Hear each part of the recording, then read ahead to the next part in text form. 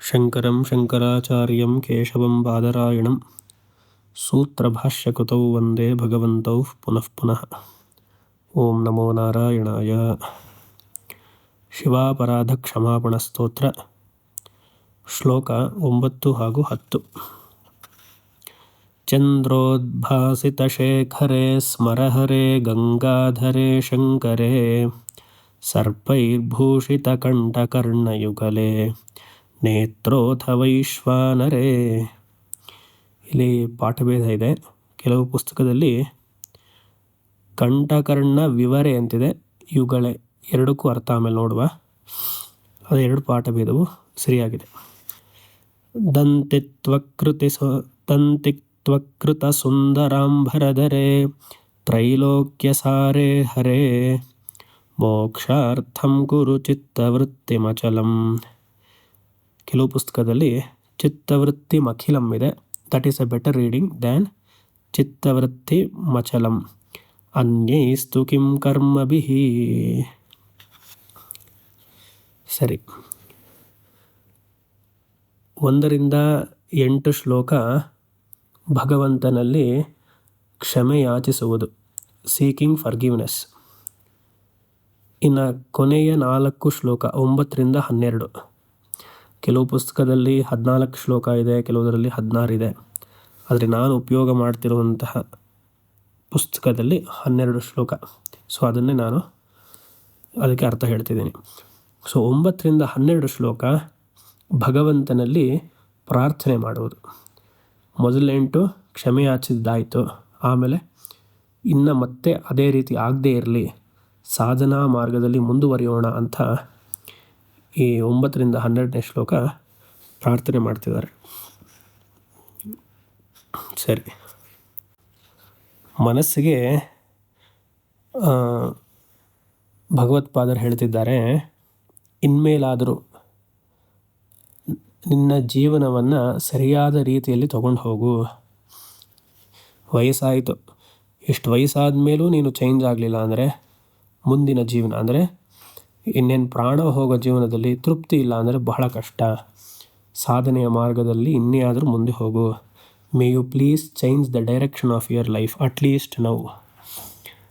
ಅಖಿಲಂ ಚಿತ್ತವೃತ್ತಿ ಹರೇ ಕುರು. ಚಿತ್ತವೃತ್ತಿ ಅಂದರೆ ಮನಸ್ಸಿಗೆ, ಇಟ್ ಈಸ್ ಅಂಡರ್ಸ್ಟುಡ್. ನಿನ್ನ ಎಲ್ಲ ವೃತ್ತಿಯು ಅಥವಾ ನಮ್ಮ ಅಂತ ತಗೊಳ್ಳಿ, ನಮ್ಮ ಎಲ್ಲ ವೃತ್ತಿಯು ಭಗವಂತನ ಮೇಲೆ ಕೇಂದ್ರೀಕೃತವಾಗಿರಲಿ.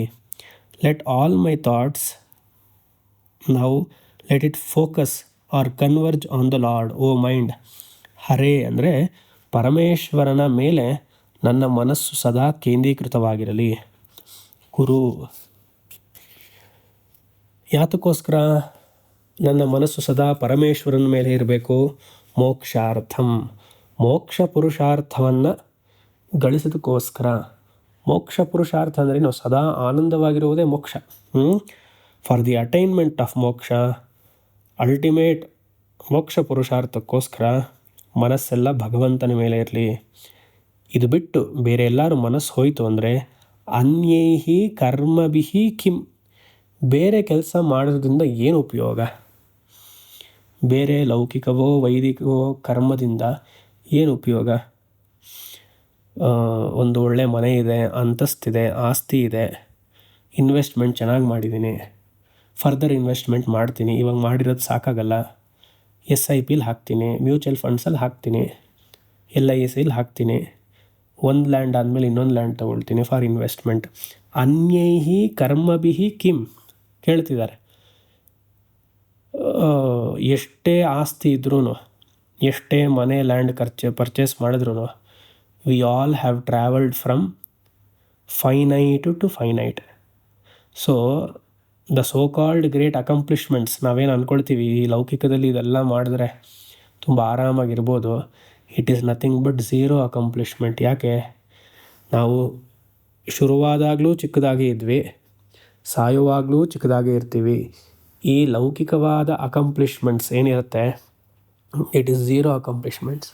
ಯಾಕಂದರೆ ಆ ಪ್ರತಿಯೊಂದು ಕರ್ಮದಲ್ಲಿಯೋ ಪ್ರತಿಯೊಂದು ವೃತ್ತಿಯಲ್ಲಿಯೋ ಯಾವತ್ತೂ ನಮ್ಮ ಮನಸ್ಸು ಭಗವಂತನ ಮೇಲೆ ಇರಲಿಲ್ಲ.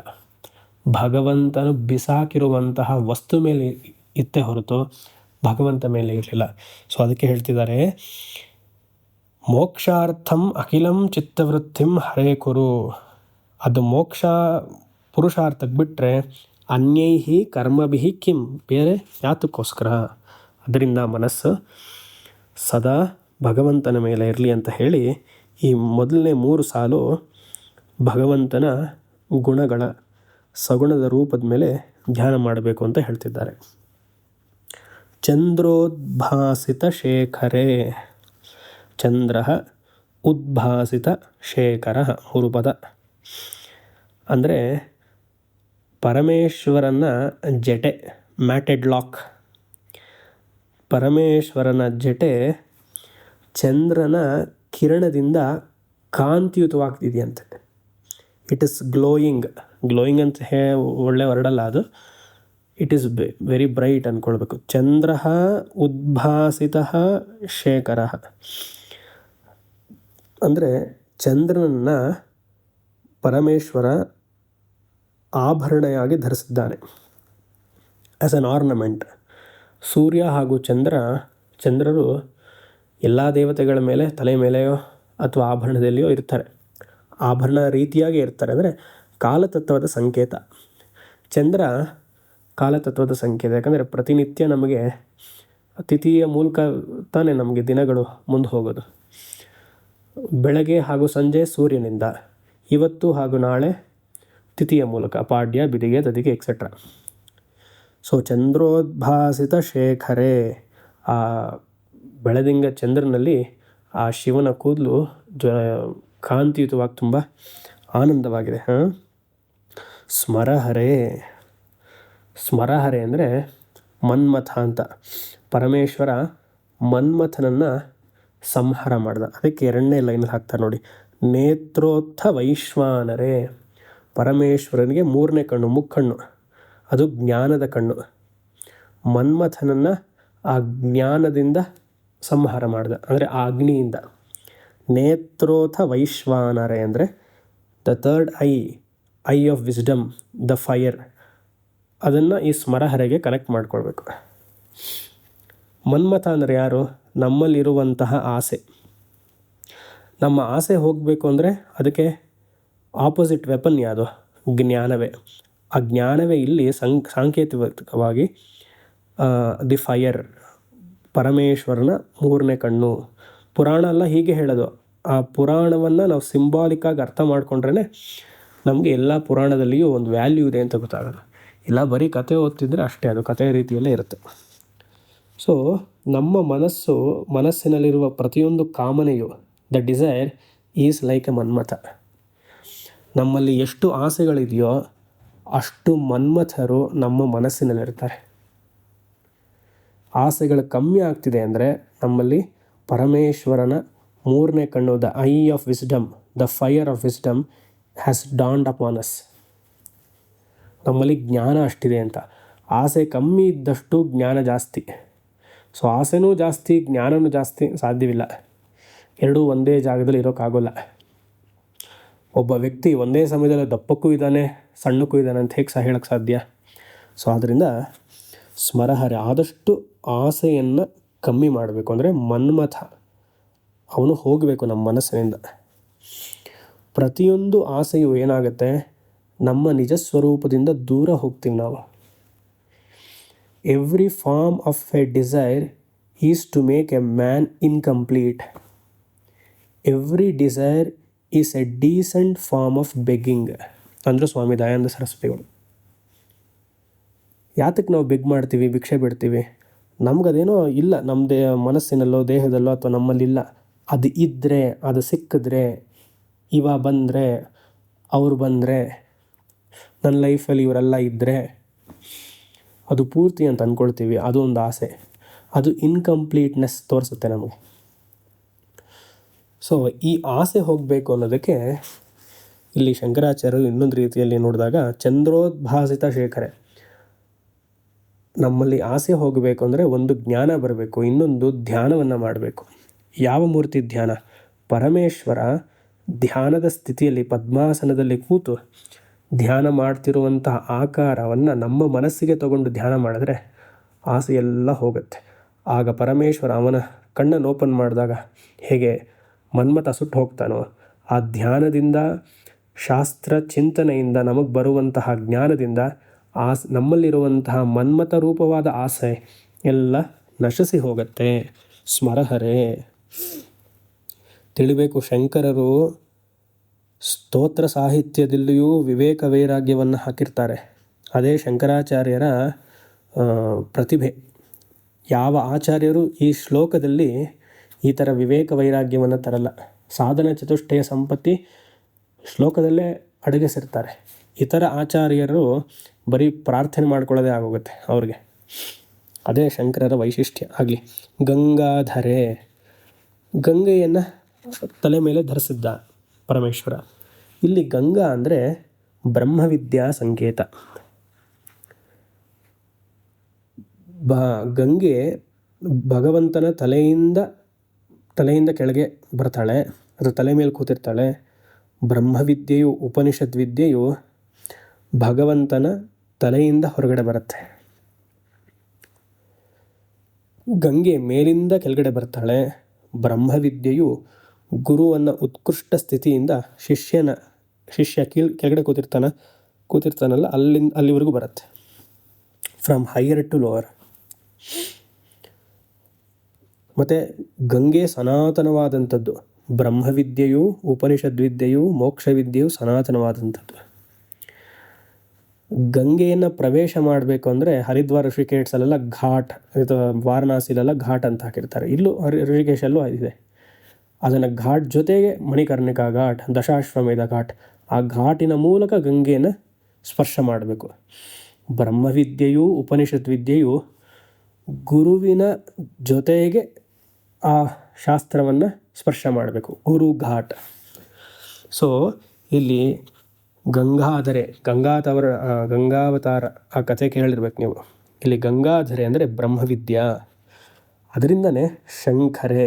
ಈ ಉಪನಿಷದ್ ವಿದ್ಯೆಯನ್ನು ಕೊಟ್ಟಿರುವಂತಹ ಪರಮೇಶ್ವರ ಸದಾ ಶಂಕರ ರೂಪದಲ್ಲಿದ್ದಾನೆ, ಮಂಗಳ ರೂಪದಲ್ಲಿದ್ದಾನೆ. ಶಂಕರೋತಿ ಇದು ಶಂಕರ. ಆಮೇಲೆ ಸರ್ಪೈರ್ಭೂಷಿತ ಕಂಠಕರ್ಣ ಯುಗಲೆ. ಸರ್ಪ ಅಂದರೆ ಸರ್ಪೆಂಟ್ಸ್. ಸಿಂಪಲ್. ಸರ್ಪ ಇಲ್ಲಿ ಅಹಂಕಾರಕ್ಕೆ ಸಂಕೇತ.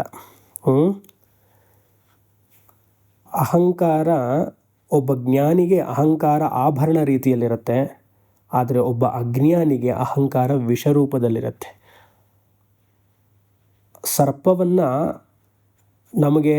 ಸರ್ಪವನ್ನು ಹೇಗೆ ಯೂಸ್ ಮಾಡೋದು, ಅದನ್ನು ತೊಗೊಂಡು ಇನ್ನೊಂದು ಕಡೆಗೆ ಹಾಕೋದು ಅದು ಗೊತ್ತಿಲ್ಲ ಅಂದರೆ ಆ ಸರ್ಪ ವಿಷವನ್ನು ಕಕ್ಕಿ ನಮ್ಮನ್ನು ಸಾಯಿಸುತ್ತೆ.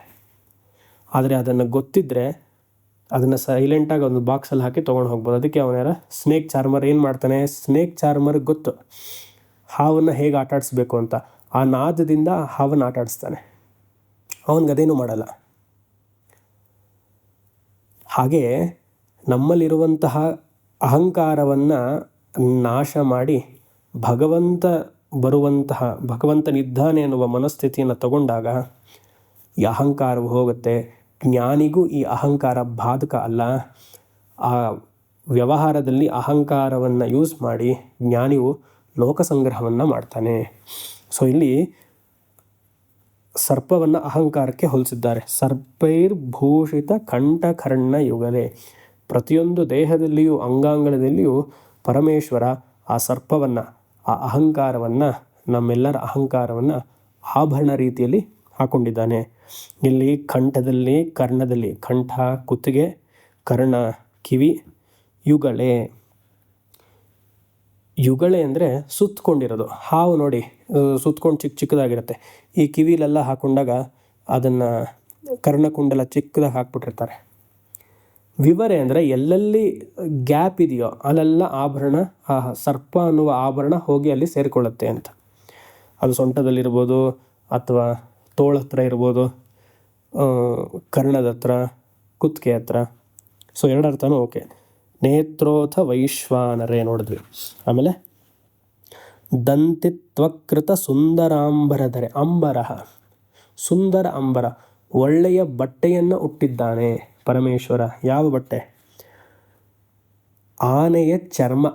ದಂತಿ ಅಂದರೆ ಆನೆ, ತ್ವಕ್ ಅಂದರೆ ಚರ್ಮ, ಆನೆಯ ಚರ್ಮವನ್ನು ಪರಮೇಶ್ವರ ಸುಂದರವಾಗಿ ಧರಿಸಿದ್ದಾನೆ. ಅಂದರೆ ಇದು ಸಂಕೇತ ಏನು? ಸನ್ಯಾಸದ ಸಂಕೇತ. ಈ ಪೂರ್ತಿ ಶ್ಲೋಕ ವೈರಾಗ್ಯವನ್ನು ಹೇಳ್ತಿದ್ದೆ. ಆಸೆಯನ್ನು ಕಮ್ಮಿ ಮಾಡ್ತಾ ನಮ್ಮ ಮನಸ್ಸಲ್ಲಿರುವಂತಹ ವೃತ್ತಿ ಎಲ್ಲವನ್ನು ಪರಮೇಶ್ವರನ ಕಡೆಗೆ ತಗೊಂಡು ಹೋಗಬೇಕು. ಭಜಗೋವಿಂದಮಲ್ಲೂ ಕೇಳ್ತೀವಿ, ರಥ್ಯಾಚರ್ಪಟ ವಿರಚಿತಕಂತಹ ಪುಣ್ಯಾಪುಣ್ಯ ವಿವರ್ಜಿತ ಪಂತಹ ಯೋಗಿ ಯೋಗ ನಿಯೋಜಿತ ಚಿತ್ತ ರಮತೆ ಬಾಲೋನ್ಮತ್ತವ ದೇವ. ಸೊ ಅದನ್ನೇ ಇಲ್ಲಿ ಅರ್ಥ ಮಾಡ್ಕೊಳ್ಬೇಕು. ಇದಕ್ಕೊಂದು ಕತೆ ಇದೆ, ಸುಮಾರು ಜನಕ್ಕೆ ಗೊತ್ತಿದೆ. ಗಜಾಸುರನ ಕತೆ. ಗಜಾಸುರ ಮತ್ತು ಅಹಂಕಾರದ ಸಂಕೇತ. ಅದನ್ನು ಪರಮೇಶ್ವರ ಸಂಹಾರ ಮಾಡೋದ್ರಿಂದ ಅವನ ರಿಕ್ವೆಸ್ಟ್ ಮೇಲೆ ಆ ಚರ್ಮವನ್ನು ಪರಮೇಶ್ವರ ಅವನ ಮೈಗೆ ಸುತ್ತಕೊಂಡ. ತ್ರೈಲೋಕ್ಯ ಸಾರೇ, 3 ಲೋಕದಲ್ಲಿಯೂ ಸಾರವಾಗಿರುವಂಥದ್ದು ಪರಮೇಶ್ವರನೇ, ಸತ್ಯ, ದ ಟ್ರೂತ್. ಸೃಷ್ಟಿಸ್ಥಿತಿ ಲಯದಲ್ಲಿಯೂ ಪ್ರತಿಯೊಂದು ಲೋಕದಲ್ಲಿಯೂ ಸಾರ ಯಾವುದು ಅಂದರೆ ಆತ್ಮತತ್ವವೇ. ಜಗತ್ತು ಮಿಥ್ಯ. ತ್ರೈಲೋಕ್ಯ ಸಾರೆ, ಸಾರೆ ಅಂದರೆ ಎಸೆನ್ಸ್. 3 ಲೋಕದಲ್ಲಿಯೂ ಎಸೆನ್ಸ್ ಆಗಿರುವುದು ಆ ಸತ್ಯ ಪರಬ್ರಹ್ಮ ವಸ್ತುವೇ. ಹರೇ, ಹರೇ ಅಂದರೆ ಪರಮೇಶ್ವರ. ಇಂತಹ ಪರಮೇಶ್ವರನನ್ನು ಸದಾ ಧ್ಯಾನ ಮಾಡಬೇಕು. ಮೋಕ್ಷ ಪುರುಷಾರ್ಥಕ್ಕೋಸ್ಕರ ನಮ್ಮ ಎಲ್ಲ ಚಿತ್ತವೃತ್ತಿಗಳು ಅವನನ್ನ ಮೇಲೆ ಇರಲಿ. ಬೇರೆ ಕರ್ಮದಿಂದ ಏನು ಉಪಯೋಗ? ಶಿವಾಪರಾಧ ಕ್ಷಮಾಪಣ ಸ್ತೋತ್ರಂ. ಶ್ಲೋಕ 10. ಕಿಂ ವಾನೇನ ಧನೇನ ವಾಜಿಕರಿಭಿಃ ಪ್ರಾಪ್ತೇನ ರಾಜ್ಯೇನ ಕಿಂ ಕಿಂ ವಾ ಪುತ್ರಕಳತ್ರಮಿತ್ರಪಶುಭಿಃ ದೇಹೇನ ಗೇಹೇನ ಕಿಂ ಜ್ಞಾತ್ವೈತತ್ಕ್ಷಣಭಂಗುರಂ ಸಪದಿರೇ ತ್ಯಾಜ್ಯಂ ಮನೋ ದೂರತಃ. ಹಾಗೆ ಹೇಳಬೇಕದು, ದೂರತಃ. ಅರ್ಥ ಗೊತ್ತಾದಾಗ ಅವಾಗ ಅದು ಎಳೆಯೋದು ಚೆನ್ನಾಗಿರುತ್ತೆ. ಮನೋ ದೂರತಃ ಸ್ವಾತ್ಮಾರ್ಥಂ ಗುರುವಾಕ್ಯತೋ ಭಜ ಮನಃ ಶ್ರೀ ಪಾರ್ವತಿ ವಲ್ಲಭಂ. ಹಿಂದಿನ ಶ್ಲೋಕದಲ್ಲಿ ನಮ್ಮ ಮನಸ್ಸಿನ ವೃತ್ತಿಯೆಲ್ಲ ಭಗವಂತನ ಮೇಲೆ ಕೇಂದ್ರೀಕೃತವಾಗಿರಲಿ ಅಂತ ಹೇಳಿದ್ದಾಯಿತು, ಅದನ್ನು ನೋಡಿದ್ವಿ. ಈ ಶ್ಲೋಕದಲ್ಲಿ ಎಷ್ಟು ಜೀವನ ವ್ಯರ್ಥ ಭಗವಂತನ ಮೇಲೆ ಮನಸ್ಸು ಇಲ್ಲದೆ ಇದ್ದರೆ, ಭಗವಂತನ ಮೇಲೆ ಮನಸ್ಸಿಲ್ಲದೆ ಇದ್ದು ಭಗವಂತ ಕೊಟ್ಟಿರುವಂತಹ ವಸ್ತು ಮೇಲೆ ಮನಸ್ಸಿದ್ದರೆ ಜೀವನ ವ್ಯರ್ಥ ಅಂತ ಶಂಕರರು ಇಲ್ಲಿ ತಿಳಿಸ್ತಿದ್ದಾರೆ. ರೇ ಮನಃ, ರೇ ಮನಃ. ಯೂಶಲಿ ಹೇ ಮನಃ ಅಂತ ಹೇಳ್ತಾರೆ ಸಂಬೋಧನ. ಇಲ್ಲಿ ರೇ ಮನಃ. ನಿನಗೆ ತುಂಬ ವಯಸ್ಸಾಗಿದೆಯಪ್ಪ. ಯಾರಿಗೆ? ಮನಸ್ಸಿಗೆ. ಹೇ ಮನಸ್ಸೇ, ಬಹಳ ವಯಸ್ಸಾಗಿದೆ, ಸುಮಾರು ಪ್ರಪಂಚವನ್ನೆಲ್ಲ ನೋಡಿದ್ಯಾ, ಪ್ರಪಂಚದಲ್ಲಿರುವಂತಹ ಲಿಮಿಟೇಷನ್ಸ್ ಎಲ್ಲ ಗೊತ್ತಾಗಿದೆ. ಇನ್ಮೇಲಾದರೂ ಭಗವಂತನ ಮೇಲೆ ಮನಸ್ಸು ಕೊಡು, ಈ ವ್ಯಾವಹಾರಿಕ ಜೀವನವನ್ನು ಕಮ್ಮಿ ಮಾಡ್ಕೋ ಅಂತ ಹೇಳ್ತಿದ್ದಾರೆ. ರೇ ಮನಃ ಅನೇನ ಧನೇನ ಕಿಂ. ನಮ್ಮ ಮನಸ್ಸು ವ್ಯವಹಾರ ಅಂದರೆ ಫಸ್ಟ್ ನಮಗೆ ಮನಸ್ಸು ಬರೋದು ಹಣ, ದುಡ್ಡು. ಅನೇನ ಧನೇನ ಕಿಂ. ಎಷ್ಟು ಸಂಪಾದನೆ ಮಾಡ್ತೀಯ ಒಂದು ದಿನಕ್ಕೆ, ಅಥವಾ ಒಂದು 20 ವರ್ಷ 30 ವರ್ಷ? What is the use of wealth you possess? ಭಜಗೋವಿಂದಂಬಲ್ಲಿ ನಾವೆಲ್ಲ ಕೇಳಿದ್ವಿ, ಮೂಢ ಜಹೀಹಿ ಧನಾಗಮ ತೃಷ್ಣ ಕುರು ಸದ್ಬುದ್ಧಿಂ ಮನಸ್ಸಿ ವಿತೃಷ್ಣ. ಹಣವನ್ನು ಸಂಪಾದನೆ ಮಾಡುವಂಥ ಆಸೆ, ಮಾಡಿದ್ದನ್ನು ಸಂರಕ್ಷಣೆ ಮಾಡುವಂಥ ಇನ್ನ ಆಸೆ. ಅನೇನ ಧನೇನ ಕಿಂ. ನಮಗೆ ಎಷ್ಟು ಬರಬೇಕು ಅಂತ ಇದೆಯೋ ಅಷ್ಟೇ ಬರೋದು. ನೀವು ಅದನ್ನು FDಲಿ ಹಾಕಿ, ಶೇರ್ಸಲ್ಲಿ ಹಾಕಿ, ಬರುತ್ತೆ, ಹಾಗೆ ಹೋಗುತ್ತೆ, ಅದು ಇರಲಿ. ಸೊ ನಿಮ್ಮ ಯೋಗಕ್ಷೇಮಕ್ಕೆ ಮಾತ್ರ ಹಣವನ್ನು ಉಪಯೋಗಿಸಿ. ಅನೇನ ಧನೇನ ಕಿಂ. ಜಾಸ್ತಿ ಮನಸ್ಸು ಹಣದ ಮೇಲೆ ಹೋದರೆ ಭಗವಂತನ ಮೇಲೆ ಹೋಗೋಕ್ಕೆ ಸಾಧ್ಯ ಇಲ್ಲ. ಹಾಗೆ ಅರ್ಥ. ವಾಜಿ ಕರಿಬಿಹಿ. ವಾಜಿ ಅಂದರೆ ಕುದುರೆ, ಕರಿಬಿಹಿ ಅಂದರೆ ಆನೆ. ಆಗಿನ ಕಾಲದಲ್ಲೆಲ್ಲ ವಾಹನಗಳು ಅಂದರೆ ಕುದುರೆ, ಆನೆನೇ. ಈಗಿನ ಕಾಲದಲ್ಲಿ vehicles, car, 2 wheeler, 4 wheeler, cycle ಅದೆಲ್ಲ ಹಾಕ್ಕೊಳ್ಳಿ. ಸೊ ಮನಸ್ಸು ಏನಾಗುತ್ತೆ, ಸ್ವಲ್ಪ ವರ್ಷ ಆದಮೇಲೆ ಅದನ್ನು ತೊಗೊಳ್ಬೇಕು, ಇದನ್ನು ತೊಗೊಳ್ಬೇಕು, ಅದು ರಿಪೇರಿ ಮಾಡಬೇಕು. ಗೊತ್ತಲ್ಲ, ಸಂಸಾರದ ಇಶ್ಯೂಸ್ ಎಲ್ಲ ನಿಮಗೆ ಚೆನ್ನಾಗಿ ಗೊತ್ತಿರುತ್ತೆ, ನಾ ಹೇಳೋದು ಬೇಡ. ವಾಜಿ ಕರಿಬಿಹಿ ಪ್ರಾಪ್ತೇನ ರಾಜ್ಯೇನ ಕಿಂ. ಹಣ ಇದ್ದೇನು ಉಪಯೋಗ, ಈ ಥರ ವಾಹನಗಳೆಲ್ಲ ಇದ್ದೇನು ಉಪಯೋಗ, ನಿನಗೆ ರಾಜ್ಯವೇ ಬಂದರೆ ಏನು ಉಪಯೋಗ. ಪ್ರಾಪ್ತೇನ ರಾಜ್ಯೇನ ಕಿಂ, ಸೋ ವಾಟ್, ನೀನು ದೊಡ್ಡ ಮನುಷ್ಯ ಅಂತ ಹೇಳ್ಕೊಳ್ಳೋದೇ ಬೇಡ. ಪ್ರಾಪ್ತೇನ ರಾಜ್ಯೇನ ಕಿಂ, ಯಾಕಂದರೆ ಪ್ರತಿಯೊಂದು ವಸ್ತುವು ಭಗವಂತನಿಂದ ದೂರ ಹೋಗ್ತಿದ್ದೀವಿ. ನಾವು ಎಷ್ಟು ವಸ್ತುಗಳಿಗೆ ಆಸೆ ಪಟ್ಟೋದು ತಗೊಳ್ಬೇಕು, ಹೀಗೆ ಮಾಡಬೇಕು, ಸಂರಕ್ಷಣೆ ಮಾಡಬೇಕು ಅಂತ ಅಂದ್ಕೊಳ್ತೀವೋ ಅದು ಭಗವಂತನಿಂದ ದೂರ ಹೋಗ್ತಿದ್ದೀವಿ. ಆಮೇಲೆ ಪುತ್ರ ಕಲತ್ರ ಮಿತ್ರ ಪಶುಭಿಹಿ ಗೇಹೇನ ದೇಹೇನ ಕಿಂ. ಒಳ್ಳೆ ಮಗ ಸ್ವಾಮಿ, ನಮಗೆ ಒಳ್ಳೆ ಮಗಳು, ಕಳತ್ರ ಒಳ್ಳೆ ಹೆಂಡತಿ ಈ ಶ್ಲೋಕವನ್ನು ಹೇಳ್ತಿದ್ರೆ ಒಳ್ಳೆ ಗಂಡ ಅಂತ ಅನ್ಕೊಳ್ಳಿ ಅಷ್ಟೆ. ಪುತ್ರ ಕಳತ್ರ ಮಿತ್ರ, ನಮ್ಮ ಅಕ್ಕಪಕ್ಕದವರೆಲ್ಲ ತುಂಬ ಸಹಾಯ ಮಾಡ್ತಾರೆ, ಒಳ್ಳೆ ಸ್ನೇಹಿತರಿದ್ದಾರೆ, ಎಲ್ಲ ಒಳ್ಳೇದೇ, ಬೇಡ ಅಂತಿಲ್ಲ, ಎಷ್ಟು ಬೇಕೋ ಅಷ್ಟೇ. ಹೇಳ್ತಾರಲ್ಲ ಲೌಕಿಕವಾಗಿ ಹಾಯ್ ಬಾಯ್ ಅಂತ, ಅಷ್ಟೆಲ್ಲ ಇಟ್ಕೊಂಡ್ರೆ ಒಳ್ಳೇದು. ಕಿಂವಾ ಪುತ್ರ ಕಳತ್ರ ಮಿತ್ರ ಪಶುಬಿಹಿ. ಹಳೆ ಕಾಲದಲ್ಲಿ ಪಶುಬಿಹಿ ಅಂದರೆ ಈ ಹಸುಗಳು, ಗೋಶಾಲೆ, ಕ್ಯಾಟಲ್ಸ್ ಅಂತ. ಈಗಿನ ಕಾಲದಲ್ಲಿ ವರ್ಕರ್ಸ್ ಅಂತ ಇಟ್ಕೊಳ್ಬೇಕು. ನಮ್ಮ ಮನೆಗೆ ಬಂದು ಕೆಲಸ ಮಾಡ್ತಾರಲ್ಲ, ಒಬ್ಬೊಬ್ಬರು ಮನೇಲೆಲ್ಲ ನೋಡ್ತೀವಿ 4 ಜನ 5 ಜನ ವರ್ಕರ್ಸು. ಅಂದರೆ ಅಷ್ಟು ಡಿಪೆಂಡೆಂಟ್ ಆಗಿಬಿಟ್ಟಿದ್ದಾರೆ. ತಟ್ಟೆ ತೆಗೆದಿಡಬೇಕು ಅಂದ್ರೂ ಅದು ಮಾಡಮ್ಮ ಅಂತ ಹೇಳ್ತಾರೆ. ಅಲ್ಲಿ ಮಟ್ಟಿಗೆ ಹೋಗಿದೆ ಅವರ ಡಿಪೆಂಡೆನ್ಸಿ. ಇಷ್ಟೆಲ್ಲ ಇಟ್ಕೊಂಡು ದೇಹೇನ ಗೇಹೇನ ಕಿಂ. ಗೇಹ ಅಂದರೆ ಮನೆ, ಒಳ್ಳೆ ಮನೆ, ಪುಣ್ಯದಿಂದ ಸಂಪಾದನೆ ಆಗಿರುವಂತಹ ಒಳ್ಳೆ ದೇಹ, ಅಂದರೆ ರೋಗವಿಲ್ಲದೆ ಇರೋ ಶರೀರ ಅಂತ ಅರ್ಥ. ಇದೆಲ್ಲ ನಿನಗೆ ಒಂದ್ಸತಿ ಇದರ ಲಿಮಿಟೇಷನ್ ಜ್ಞಾತ್ವೈತತ್ ಕ್ಷಣಭಂಗುರಂ. ಒಂದು ಸತಿಗೆ ಇದು ಲಿಮಿಟೇಷನ್ ನಿನಗೆ ಅರ್ಥ ಆಯಿತು, ಇದೆಲ್ಲ ಕ್ಷಣಭಂಗುರ, ಇವತ್ತಿದ್ದಾಗ ನಾಳೆ ಇರೋದಿಲ್ಲ. ಸಪದಿರೇ, ಸಪದಿ ಅಂದರೆ ತಕ್ಷಣವೇ, ಇಮಿಡಿಯೇಟ್ಲಿ. ಒಂದು ಸತಿ ಮನಸ್ಸಿಗೆ ಭಗವಂತನಿಂದಲೇ ಶರಣು ಹೋಗಬೇಕು ಅಂತ ಮನಸ್ಸಿಗೆ ಬಂತು ಅಂದರೆ ಈ ವಸ್ತುಗಳೆಲ್ಲ ಕ್ಷಣಭಂಗುರಂ. ತಿಳ್ಕೊಳ್ಳಿ, ಎಷ್ಟರ ಮಟ್ಟಿಗೆ ನಾವು ಈ ವಸ್ತುಗಳಿಗೆ, ವ್ಯಕ್ತಿಗಳಿಗೆ ಅಟ್ಯಾಚ್ ಆಗಿರ್ತೀವೋ, exactly directly proportion is the pain. The pleasure we enjoy from people, objects, etcetera, situation is directly proportion to the pain one day it has to give, and it will leave you high and dry. Bhagavad Gita ನಾಪಕ ಇರಬೇಕು, 5ನೇ ಅಧ್ಯಾಯ. ಯೇ ಹಿ ಸಂಸ್ಪರ್ಶಜಾ ಭೋಗಾಃ ದುಃಖಯೋನಯ ಏವತೆ ಆದ್ಯಂತವಂತಃ ಕೌಂತೇಯ ನತೇಷು ರಮತೆ ಬುಧಃ. ಯೇ ಹಿ ಸಂಸ್ಪರ್ಶಜಾ ಭೋಗಾಃ, ಇಂದ್ರಿಯ ಸುಖಗಳಿಗೆ ಈ ವಸ್ತು ಎಲ್ಲ ಹತ್ರ ಬಂದಾಗ ಸಂಸ್ಪರ್ಶ, ಭೋಗಾಃ, ಭೋಗವನ್ನು ಅನುಭವಿಸೋದು, ಆನಂದವಾಗಿರೋದು, ಇಂದ್ರಿಯ ಆನಂದ ಹೇಳ್ತಾ ಇರೋದು.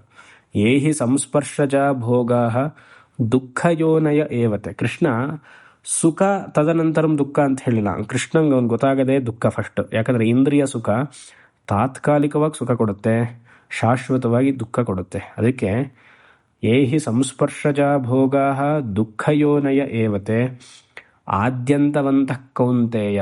ಕೌಂತೇಯ ಅರ್ಜುನ, ಪ್ರತಿಯೊಂದು ವಸ್ತುವು, ವ್ಯಕ್ತಿಯು ಇವತ್ತು ಹುಟ್ಟಿದ್ದು ನಾಳೆ ಸಾಯ್ತಾರೆ.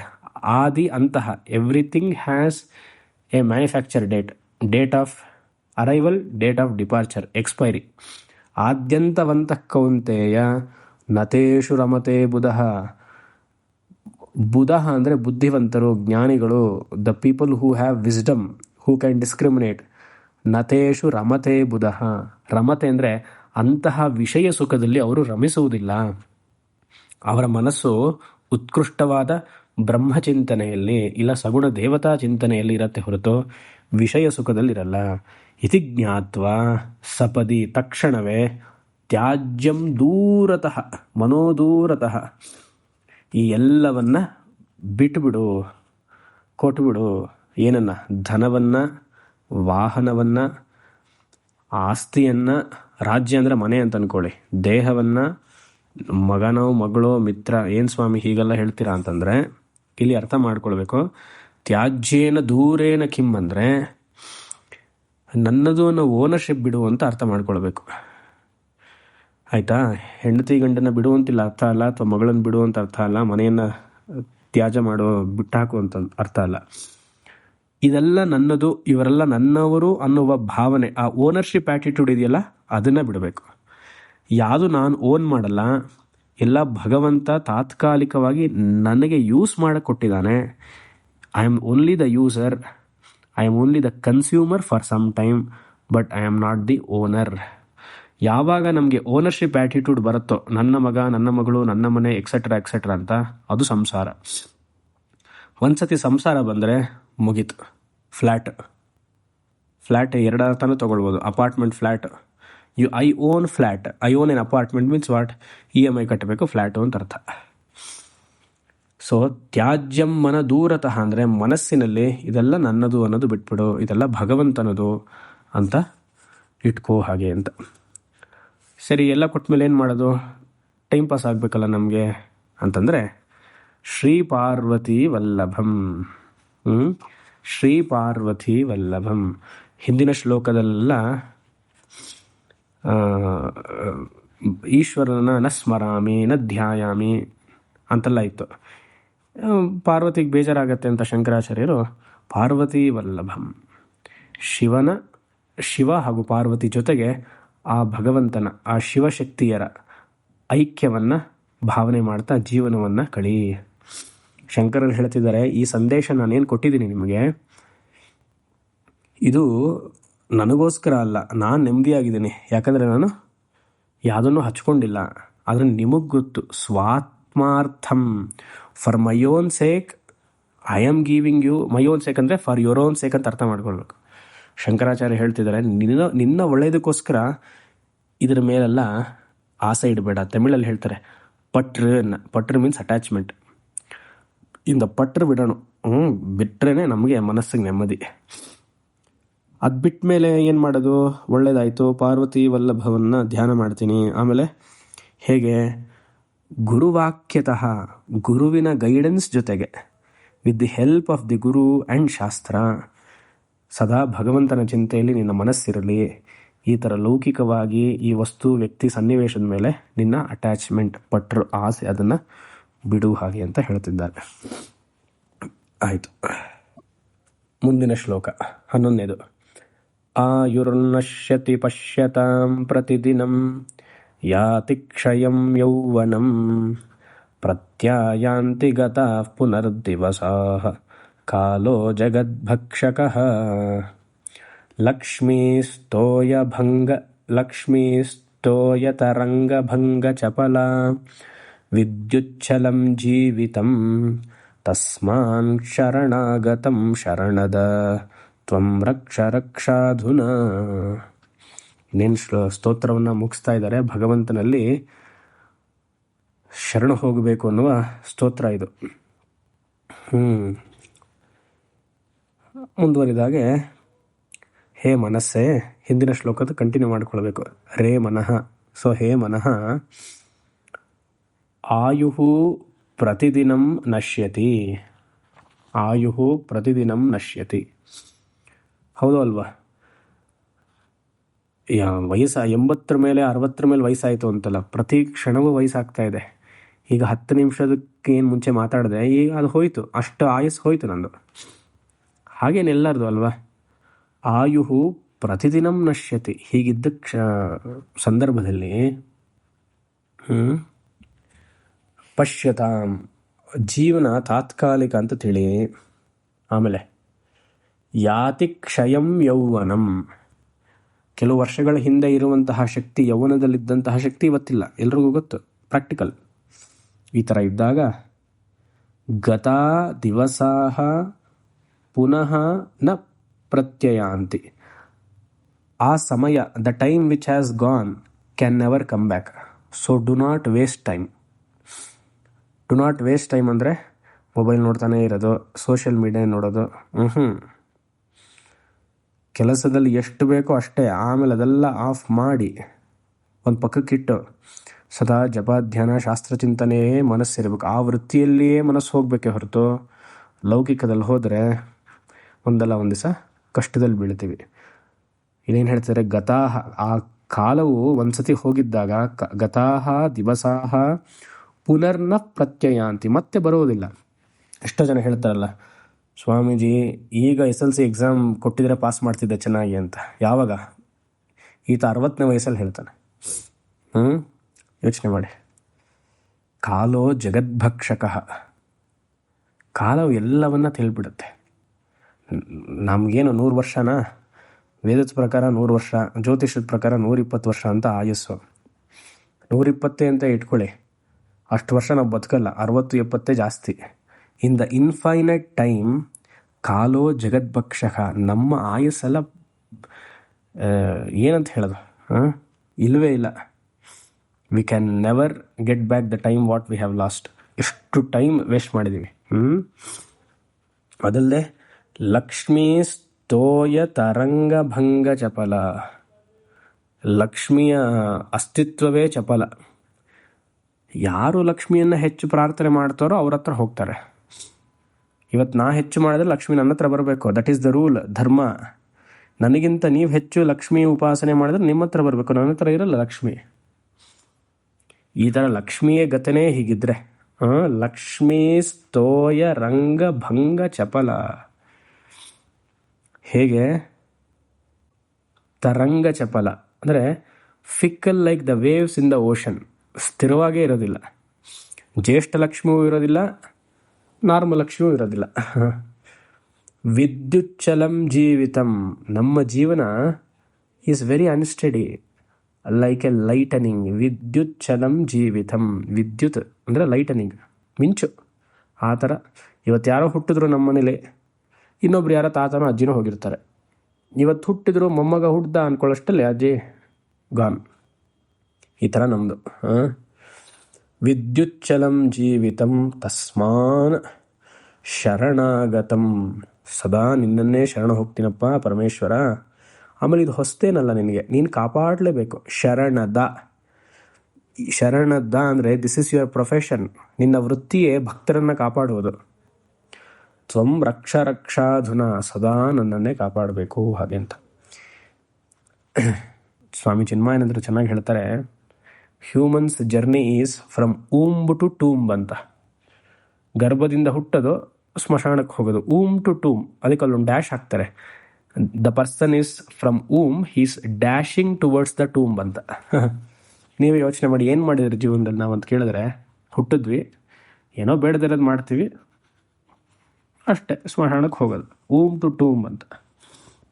ಶರಣದ ಅನ್ನೋದಕ್ಕೆ ನಮ್ಮಲ್ಲಿ ಭಕ್ತಿ ಸಿದ್ಧಾಂತದಲ್ಲಿ 2 ನ್ಯಾಯವನ್ನು ಹೇಳ್ತಾರೆ.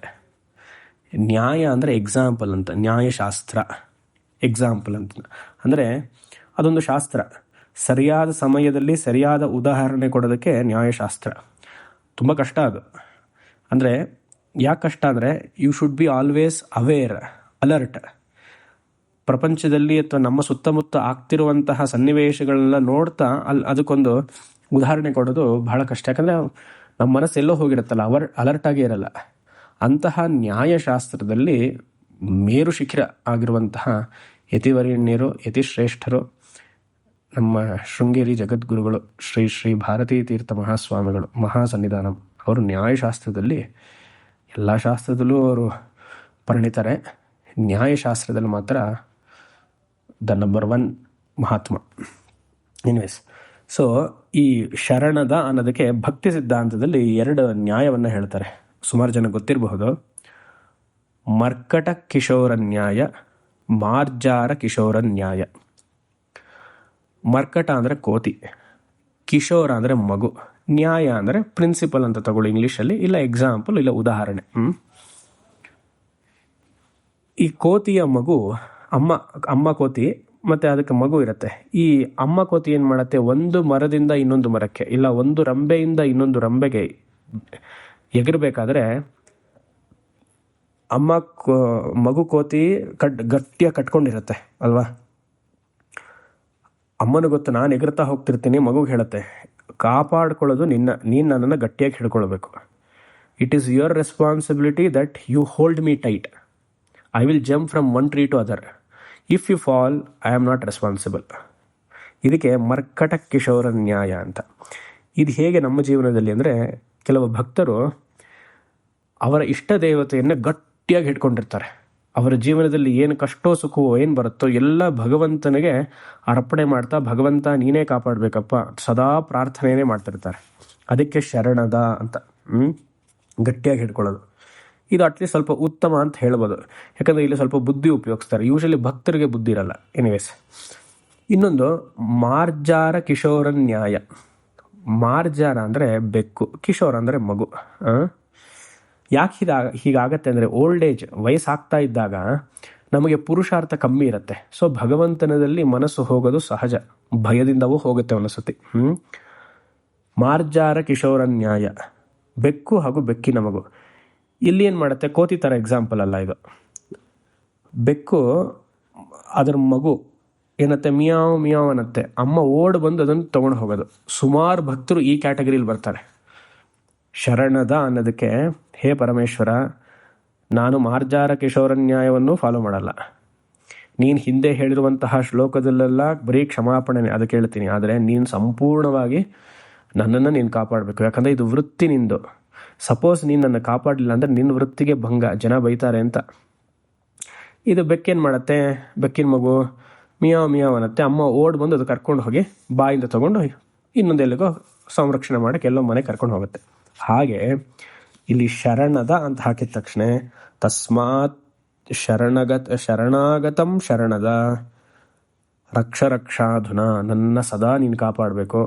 ವಯಸ್ಸಾಯಿತು, ಗೊತ್ತಾಯಿತು, ಬಹಳ ತಪ್ಪು ಮಾಡಿದ್ದೀನಿ ಜೀವನದಲ್ಲಿ, ಇನ್ಮೇಲಾದರೂ ಭಗವಂತ ಕಾಪಾಡು ಅಂತ. ಶಿವಾಪರಾಧ ಕ್ಷಮಾಪಣ ಸ್ತೋತ್ರ, ಕೊನೆಯ ಶ್ಲೋಕ 12. ಕರಚರಣಕೃತಂ ವಾ ಕಾಯಜಂ ಕರ್ಮಜಂ ವಾ ಶ್ರವಣನಯನಜಂ ವಾ ಮಾನಸಂ ವಾ ಅಪರಾಧಂ ವಿಹಿತಮವಿಹಿತಂ ವಾ ಸರ್ವಮೇತಕ್ಷಮಸ್ವ. ಜಯ ಜಯ ಕರುಣಾಬ್ಧೇ ಶ್ರೀ ಮಹಾದೇವ ಶಂಭೋ. ಕೆಲವು ಪುಸ್ತಕದಲ್ಲಿ ಶಿವ ಶಿವ ಕರುಣಾಬ್ಧೆ ಅಂತಿದೆ, ಜಯ ಜಯ ಅನ್ನೋದಿದ್ರೆ ಬೆಟರ್. ಕೊನೆಯ ಶ್ಲೋಕ ಈ ಸ್ತೋತ್ರದಲ್ಲಿ,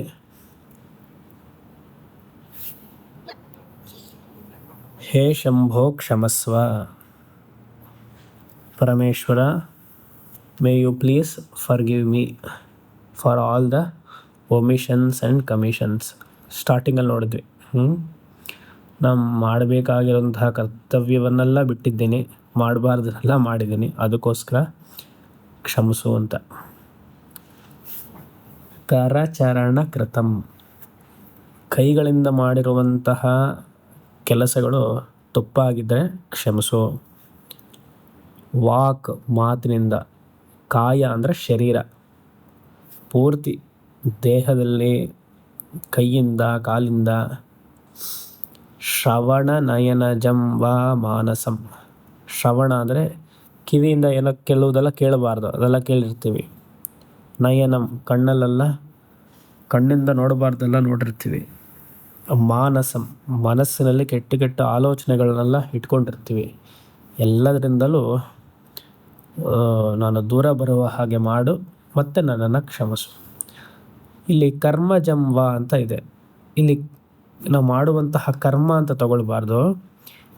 ಜ್ಞಾನೇಂದ್ರಿಯದಿಂದ ಹಾಗೂ ಕರ್ಮೇಂದ್ರಿಯದಿಂದ ಮಾಡುವಂತಹ ಪ್ರತಿಯೊಂದು ನನ್ನ ಕರ್ಮವನ್ನು ಅದು ತಪ್ಪಾಗಿದ್ದರೆ ಕ್ಷಮಿಸು ಅಂತ. ಯಾವುದು ಹೇಳಿಲ್ವೋ ಅದು. ಇಲ್ಲಿ ಜ್ಞಾನೇಂದ್ರಿಯದಲ್ಲಿ ಶ್ರವಣ ಹಾಗೂ ನಯನ, ಕಿವಿ ಕಣ್ಣು ಹೇಳಿದ್ದಾರೆ, ಇನ್ನು 3 ಬಿಟ್ಟಿದ್ದಾರೆ. ಅದಕ್ಕೆ ಕರ್ಮಜಂ ಅಂತ ಸೇರಿಸ್ಕೊಳ್ಬೇಕು. ಆದರೆ ಇನ್ನಿತರ ಜ್ಞಾನೇಂದ್ರಿಯಗಳು, ಕರ್ಮೇಂದ್ರಿಯದಲ್ಲಿ 3 ಸೇರಿಸಿದ್ದಾರೆ. ವಾಕ್, ಕರ, ಚರಣ, ಕಾಲು ಕೈ, ಇನ್ನು ಮಿಕ್ಕಿದ 2 ಸೇರಿಸ್ಕೊಳ್ಬೇಕು. ಅದಕ್ಕೆ ಕರ್ಮಜಂವ. ಈ ಕಾಂಟೆಕ್ಸ್ಟಲ್ಲಿ ಕರ್ಮಜಂ ಅಂದರೆ ಇಂದ್ರಿಯಗಳು ಅಂತ, ಸೆನ್ಸ್ ಆರ್ಗನ್ಸ್ ಅಂತ. ಸಂಸ್ಕೃತದಲ್ಲಿ ಕರ್ಣ ವ್ಯುತ್ಪತ್ತಿ, ಅದಕ್ಕೆ ಕ್ರಿಯತೆ ಅನೇನ ಕರ್ಮ ಇತ್ಯರ್ಥ. ಸರಿ. ವಿಹಿತಂ ಅವಿಹಿತಂ ವಾ ಸರ್ವಮೇತ ಕ್ಷಮಸ್ವ. ವಿಹಿತಂ, ವಿಹಿತ ಅಕರ್ಮಣಂ. ಫಸ್ಟ್ ಶ್ಲೋಕ, 2ನೇ ಶ್ಲೋಕ ಎಲ್ಲ ಜ್ಞಾಪಕ ಮಾಡ್ಕೊಳ್ಳಿ. ವಿಹಿತ ಅಕರಣಂ, ಮಾಡಬೇಕಾಗಿರೋದನ್ನು ಮಾಡದೇ ಇರೋವಂಥದ್ದು. ಅವಿಹಿತಂ, ಮಾಡಬಾರ್ದನ್ನು ಮಾಡೋದು. ಸರ್ವಮೇತ ಕ್ಷಮಸ್ವ, ಎಲ್ಲವನ್ನು ನೀನು ಕ್ಷಮಿಸ್ಬೇಕು. ಜಯ ಜಯ ಕರುಣಾಬ್ಧೆ, ನೀನು ನನ್ನನ್ನು ಕಾಪಾಡ್ತೀಯ ಅಂತ ಖಂಡಿತ ಗೊತ್ತು. ಯಾಕೆ? ಕರುಣಾಬ್ಧೆ, you are an ocean of compassion. ಎಷ್ಟು ಚೆನ್ನಾಗಿ ಹಾಕಿದ್ದಾರೆ ನೋಡಿ. ನನ್ನನ್ನು ನೀನು ಕಾಪಾಡಿದ್ರೆ ಜಯ ಜಯ, ನಿನಗೆ ವಿಕ್ಟ್ರಿ. ಶ್ರೀ ಮಹಾದೇವ ಶಂಭೋ, ಹೇ ಪರಮೇಶ್ವರ ದಯವಿಟ್ಟು ಕಾಪಾಡು ಅಂತ. ಈ ಶ್ಲೋಕ ಪ್ರಸಿದ್ಧವಾಗಿರುವಂತಹ ಶ್ಲೋಕ, ಎಲ್ಲರಿಗೂ ಗೊತ್ತಿರುತ್ತೆ, ಅರ್ಥವು ಸರಳವಾಗಿದೆ. ಇಲ್ಲಿಗೆ ಶಿವಾಪರಾಧ ಕ್ಷಮಾಪಣ ಸ್ತೋತ್ರ ಮುಗೀತು. ಈ ಶ್ಲೋಕದಲ್ಲಿ ಅಥವಾ ಈ ಸ್ತೋತ್ರದಲ್ಲಿ ಯಾರಿಗೇನಾದ್ರು ಸಂದೇಹ ಇದ್ದರೆ ನನ್ನ ಇಮೇಲ್ ಐ ಡಿಗೆ ನೀವು ಪ್ರಶ್ನೆಗಳು ಕಳಿಸ್ಬೋದು, ಅದಕ್ಕೆ ನಾನು ಉತ್ತರಿಸ್ತೀನಿ. ಮತ್ತು ಮುಂದಿನದು ಯಾವ ಸ್ತೋತ್ರ ತಗೊಳ್ಬಹುದು ಅಂತ ನಿಮ್ಮ ಮನಸ್ಸಿಗೆ ಏನಾದ್ರು ಬಂದಿದ್ದು, ಸುಮಾರು ಜನ ಯಾವ್ದಾದ್ರು ಒಂದೇ ಸ್ತೋತ್ರವನ್ನು ಹೇಳಿದ್ರೆ ಮುಂದಿನ ವಾರಗಳಲ್ಲಿ ಅದನ್ನು ಅಧ್ಯಯನ ಮಾಡಿ ಸತ್ಸಂಗವನ್ನು ಮಾಡುವ. ಹರಿ ಓಂ. ಓಂ ನಮೋ ನಾರಾಯಣಾಯ.